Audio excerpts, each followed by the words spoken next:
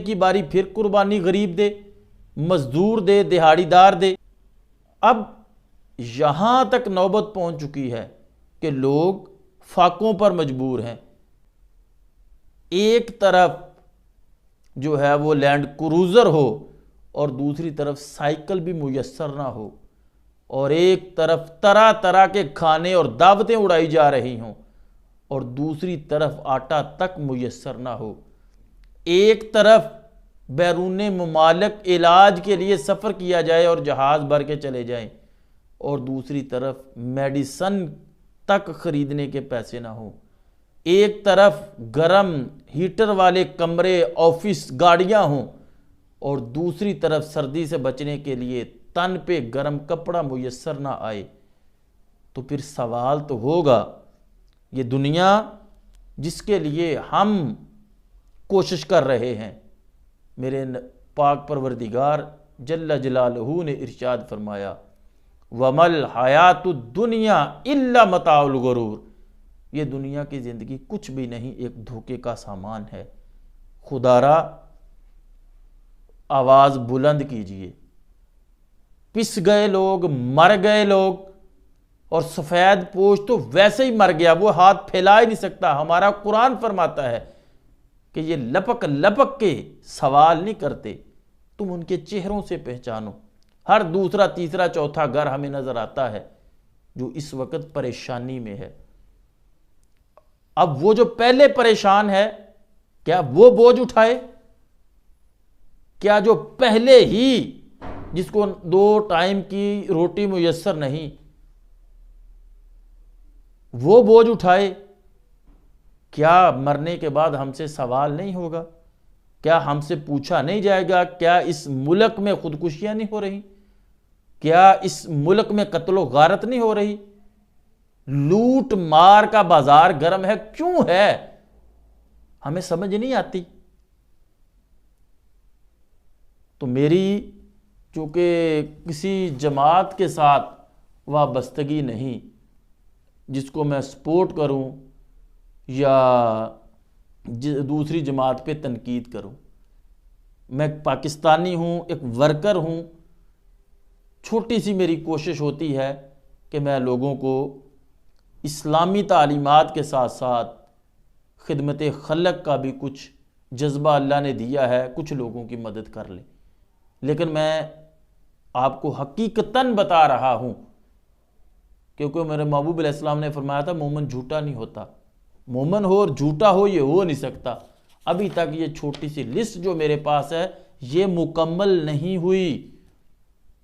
اب وہ بندے جو اس کے علاوہ رہتے ہیں وہ بیچارے کس طرح اپنا گزارا کریں گے؟ کیا یہ ہم سے پوچھا نہیں جائے گا؟ کیا ایسا کوئی طریقہ نہیں ہے کہ 170 ارب روپیہ ہم ڈونیشن ہی لے لیں بڑے بڑے لوگوں سے، بڑے بڑے چینلوں سے، بڑی بڑی انڈسٹریز والوں سے، بڑے بڑے سرمایہ داروں سے، بڑے بڑے سیاستدانوں سے؟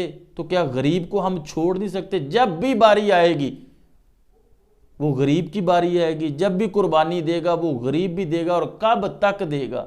میرے محبوب علیہ السلام نے ارشاد فرمایا تھا کہ اس کی آہ سے بچنا، اس کی بد دعا سے بچنا، یہ بہت جلد قبول ہوتی ہے۔ کیا ہم یہ چاہتے ہیں کہ ہم عیش و عشرت کی زندگی گزار کے سکون حاصل کر لیں گے؟ اگر سکون پیسے میں ہوتا تو پیسے والے تو بڑے سکون سے ہوتے۔ ہمارے پاس تو بہت سارے بندے آتے ہیں جن کے پاس پیسہ بھی بہت زیادہ ہے لیکن پھر بھی بے سکونی ہے۔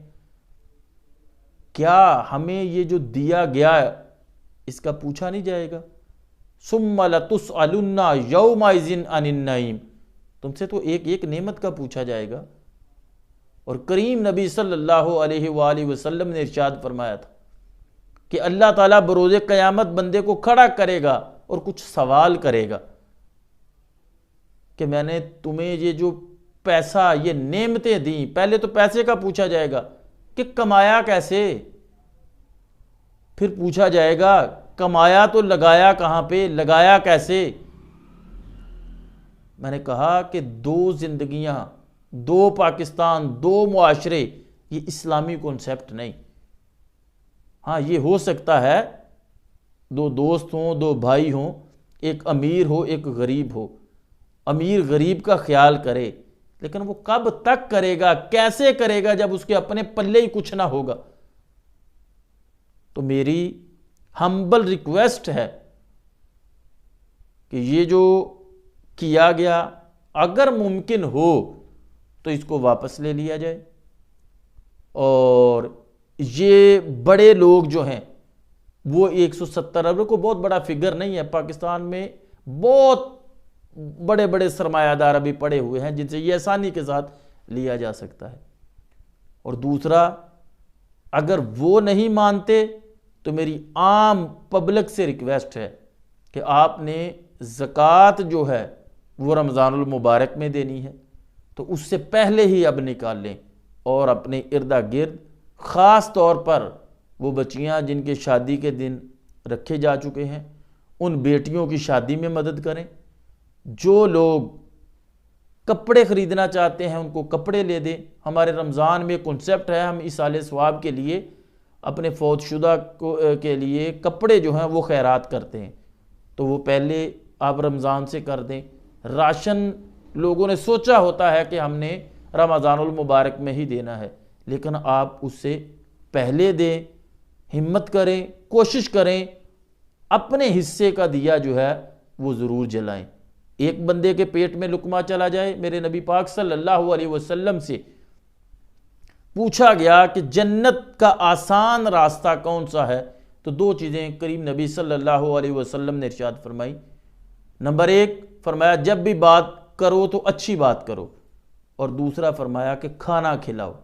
اس وقت ضرورت ہے، ہمیں اپنے کیے کا جو ہے وہ اجر ملے گا اور اپنے کیے کی سزا ملے گی۔ اچھا کام کریں گے تو اجر ملے گا، برا کام کریں گے تو سزا ملے گی۔ اور ہمارا ایک ایک نامہ اعمال اگر قرآن کو پڑھیں تو اللہ جل شانہ کی ذات فرماتی ہے کہ ہم غافل نہیں، میں دیکھ بھی رہا، میں سمیع بھی ہوں، بصیر بھی ہوں، علیم بھی ہوں، خبیر بھی ہوں۔ ہمارے فرشتے جو بیٹھے ہیں وہ لکھ رہے ہیں۔ سیاسی وابستگیاں جماعتوں سے لوگوں کی ہوتی بھی ہیں بھی، اور پاکستان میں تو خیر اس کا بہت بڑا کلچر ہے، لیکن سیاسی جماعتوں سے ہٹ کر ملک پاکستان، اللہ تعالی ہمارے اس ملک کی حفاظت فرمائے۔ عام بندہ ہے اس کو یہ فہم اور یہ عقل، یہ شعور عطا فرمائے، سوچنے پہ مجبور ہو کہ اگر میرے نبی پاک صلی اللہ علیہ وسلم نے فرمایا تھا کہ اپنے کھانے کی خوشبو سے دوسروں کو اذیت نہ دو، ممکن ہے خوشبو جائے اس کے پاس تو میسر نہ ہو، تو فرمایا دو طریقے، یا خوشبو بند کرو یا اس میں پانی زیادہ ڈالو، تو ایک پلیٹ میں ڈال کر ساتھ والے کو بھی دے دو۔ بہت بڑے ہوٹلوں پر اللہ تعالیٰ نے بہت سارے لوگوں کو دیا ہے، تو ہمارا یہ آج کل کلچر ہے کہ ہم جب بھی کھانا کھاتے ہیں